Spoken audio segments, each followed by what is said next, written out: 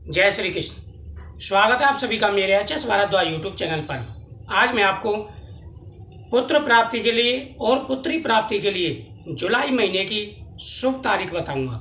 सम और विषम दोनों प्रकार की तारीखें आपको बताऊंगा। आप अपने पीरियड के हिसाब से काउंट करके उस तारीख का प्रयोग कर सकते हैं। दोस्तों, एक चीज़ का हमेशा ध्यान रखें, शुभ तिथि और शुभ दिन पुत्र प्राप्ति के लिए या पुत्री प्राप्ति के लिए जो भी आप प्रयोग कर रहे हैं, तिथि का विशेष रूप से आपको ध्यान रखना है और साथ ही दिन की गणना का ध्यान विशेष रूप से रखना है।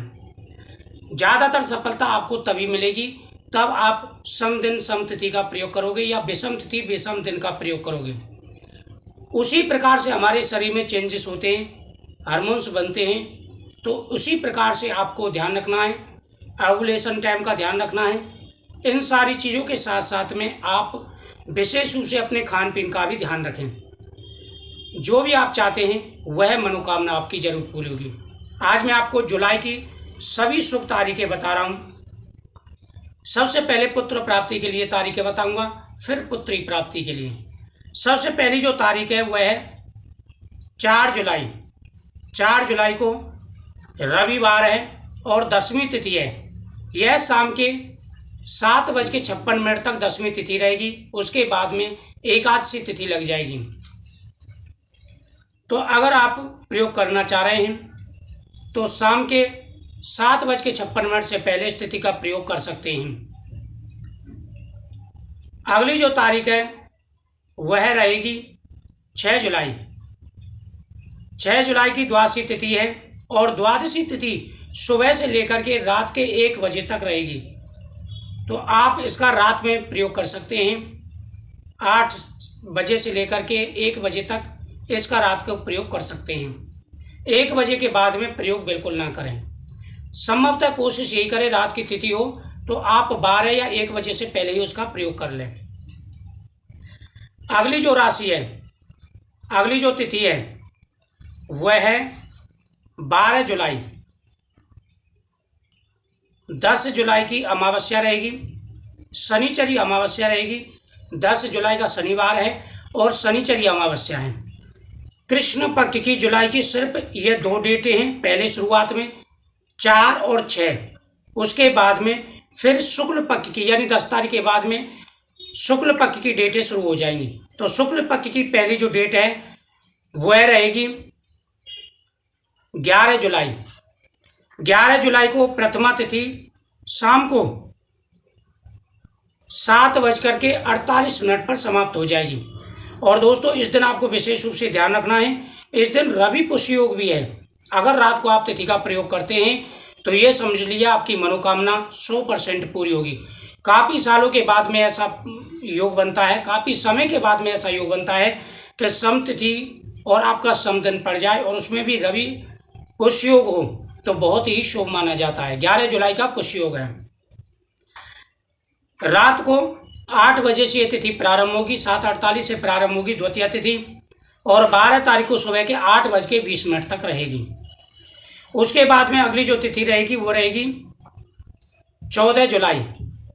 14 जुलाई को बुधवार है और यह तिथि सुबह 8:03 पर ही समाप्त हो जाएगी, चतुर्थी।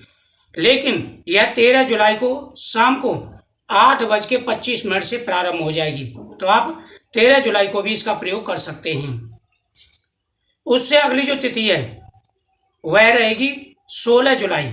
16 जुलाई को षष्ठी तिथि है और यह सुबह 6 बजे ही समाप्त हो जाएगी। लेकिन 15 तारीख को यह तिथि सुबह के 7:17 से ही प्रारंभ हो जाएगी। यानी 15 तारीख को भी षष्ठी तिथि है और इस दिन आप प्रयोग कर सकते हैं। बहुत ही अच्छा दिन है, गुरुवार है। उससे अगली जो तिथि रहेगी वो रहेगी 21 जुलाई। 21 जुलाई को द्वादशी तिथि है और द्वादशी तिथि 20 जुलाई को शाम को 7:18 से प्रारंभ हो जाएगी और 21 को यह है शाम को 4:30 बजे तक रहेगी, यानी 4:27 तक रहेगी।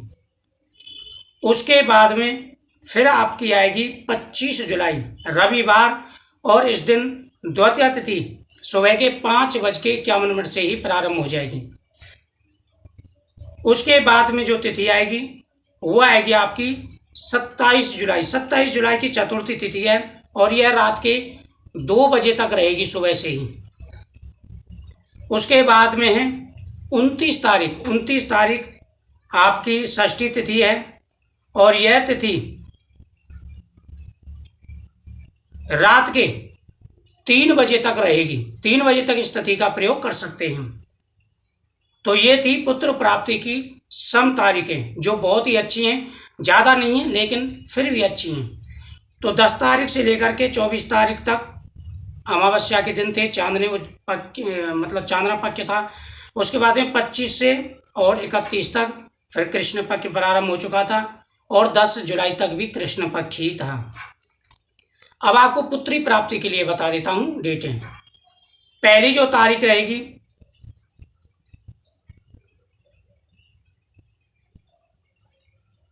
वह रहेगी आपकी 13 जुलाई। 13 जुलाई की त्रयोदशी तिथि है, मतलब तृतीया तिथि है 13 जुलाई की। लेकिन यह तिथि सुबह 8:30 बजे समाप्त हो जाएगी।